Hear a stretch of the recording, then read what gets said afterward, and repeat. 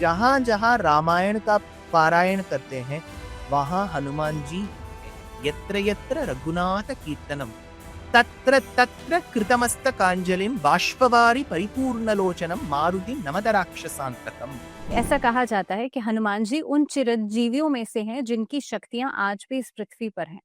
आप क्या मानते हैं, कितना सही है? अम, भारत में नवरात्रि जो होता है, वी हैव जस्ट जी। पास्ट दीपावली के पहले एक महीना पहले नवरात्रि हुआ था। उसको जी। बोलते हैं शरद नवरात्रि क्योंकि वो शरद काल में आता है, ऑटम सीजन में आता है। हुँ, उसको बोलते हुँ, हैं शरद नवरात्रि। शरद नवरात्रि 9 दिनों में ये प्राचीन काल से माना गया है कि हम उस समय सुंदरकांड का अध्ययन करें, पारायण करें। शायद अच्छा। वो वाल्मीकि जी द्वारा लिखित संस्कृत भाषा में सुंदरकांड हो या उत्तर भारत में बहुत प्रसिद्ध तुलसीदास जी द्वारा रचित रामचरितमानस हो या दक्षिण हुँ, भारत अपने-अपने राज्यों के हिसाब से जो भी भाषाओं में वो रामायण कहा गया है वो। हुँ, 9 दिनों में जब हम सुंदरकांड का पारायण करते हैं, ये भी हमारे एक रीति-रिवाज है कि जिस स्थान पर हम अध्ययन करते हैं, पारायण करते हैं, उसी जगह हुँ, पे हम छोटा-सा स्टूल खाली रखते हैं और उसके ऊपर एक छोटा-सा रंगोली भी लगाते हैं। लोग पूछते हैं ये खाली स्टूल किस लिए है? क्योंकि हम हुँ, मानते हैं जहाँ-जहाँ रामायण का पारायण करते हैं, वहाँ हनुमान हुँ, जी हैं। यत्र यत्र रघुनाथ कीर्तनम तत्र तत्र कृतमस्तकांजलिं बाष्पवारि परिपूर्णलोचनं मारुतिं नमत राक्षसांतकम्। ये श्लोक ये कहता है कि जहाँ-जहाँ रघुवीर राम जी का एक के बारे में कहा जाता है, वहाँ हनुमान जी सिर्फ नहीं बैठे नहीं रहते हैं, उनके आँखों में आनंद का बाष्प होता है। He has got tears of joy because he hears about Rama.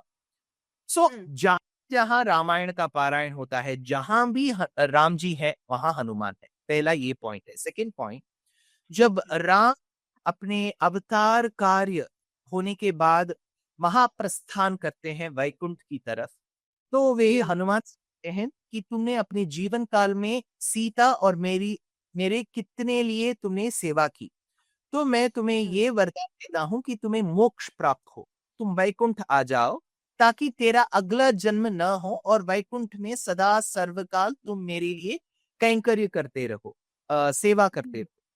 तब हनुमान पूछते हैं, हे भगवान राम, ये एक अवतार है आपका, वैकुंठ में आप कैसे होंगे? तो राम जी बताते हैं, वैकुंठ में वैकुंठ नाथ होऊँगा।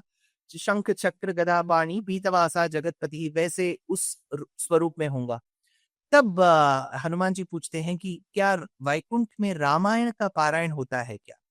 तो वैकुंठ में कैसे पारायण होगा? सिर्फ लोग वेदों का उच्चारण करते रहेंगे।